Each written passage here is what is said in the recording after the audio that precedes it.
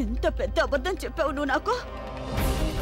నా భర్త జీవితం ఆయనకు ఒక్కో రోజు తగ్గిపోతూ వస్తుంది, కానీ ఈ విషయం నాకు తెలియలేదు.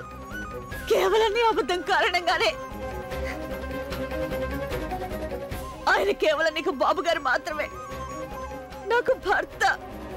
తన భర్త జీవితానికి సంబంధించిన అన్ని నిజాలు తెలుసుకునే మొదటి హక్కు తన భార్యకే ఉంటుంది. నువ్వు నా నుంచి నా హక్కుని లాగేసుకున్నావు. చిన్నమ్మ గారు, నేను నన్ను బాధ పెట్టాలని అనుకోలేదు, అంతేగా. నేను బాధపడుతుంటే చూడాలనుకోలేదు, అందుకని ఇంత పెద్ద విషయం దాచావు. నీకు సిగ్గు అనిపించట్లేదా? ఆయన ఆరోగ్యం గురించి తెలిసిన తర్వాత నా ముందుకు రావడానికి నీకు సిగ్గుగా అనిపించలేదా?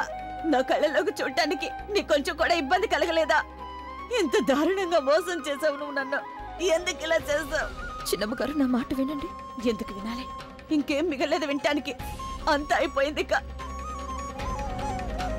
నువ్వు అబద్ధాలు చెప్పవని నువ్వే కదా చెప్పావు. నేను నిన్ను చాలా సార్లు అడిగాను, పదే పదే అదే పనిగా అడిగాను, ఏదో దాస్తున్నావు నాకు చెప్పు అని. కానీ నువ్వు నాకు అబద్ధాలు చెప్తూ వచ్చావు. అన్ని అబద్ధాలే చెప్పావు. నాకు ముందే అనిపించింది, ఏదో ఉందని అనిపించింది.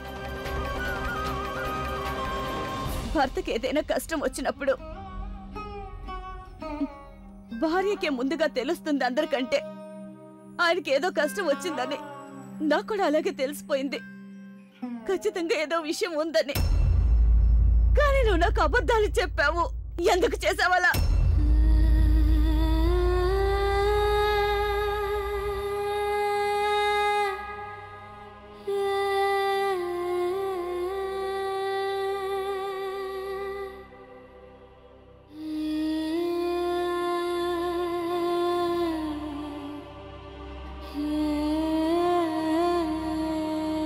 అత్తయ్య కూడా నిజం తెలుసు కదా.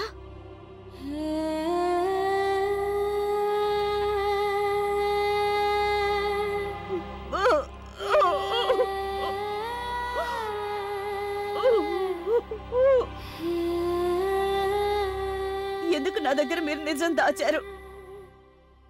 మీరిద్దరూ నాకెందుకు ఇంత అన్యాయం చేశారు? ఎందుకు నాకు చెప్పలేదు? మాధవి,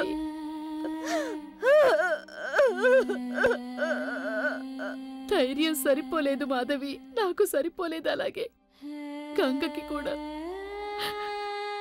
ప్లీజ్ మిమ్మల్ని మీరు కంట్రోల్ చేసుకోండి. నేను డాక్టర్తో మాట్లాడాలి. నేను ఇప్పుడే వస్తాను. చిన్నమ్మ గారు, ఆర్ యు షూర్? ఆవిడికి అంతా చెప్తేనే మంచిదా? నేనంతా తెలుసుకోవాలి డాక్టర్ గారు.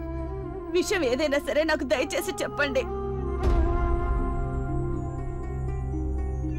చూడండి, ఉదయం నేను చేసిన టెస్టుల్లో ఆయన రిపోర్ట్స్ అసలు సరిగ్గా రాలేదు. నిరంజన్ గారి ఆరోగ్యం ఇంతకు ముందు కంటే ఇప్పుడు చాలా బాగా క్షీణించిపోయింది.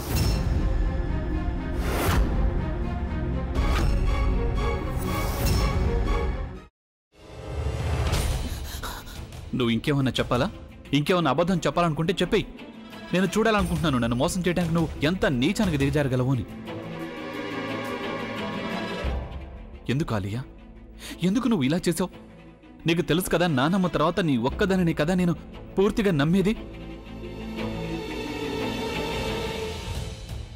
ఏమన్నావు నువ్వు? ఈ మధ్య అన్నిటినీ మర్చిపోతున్నావా? అది చాలు. వాటిలో ఉన్న శక్తి విషయాన్ని గ్రహించి మనకు వివరిస్తాయి.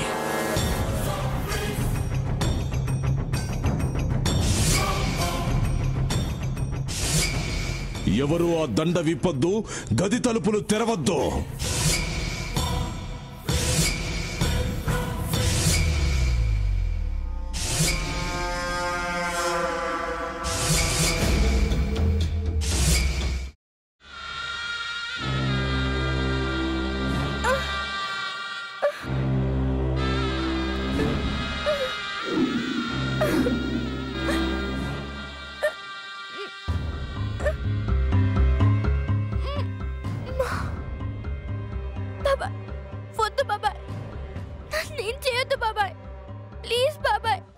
నీకు నిజం తెలిసినప్పుడే నా ఆలోచనలో నువ్వు చచ్చిపోయావు.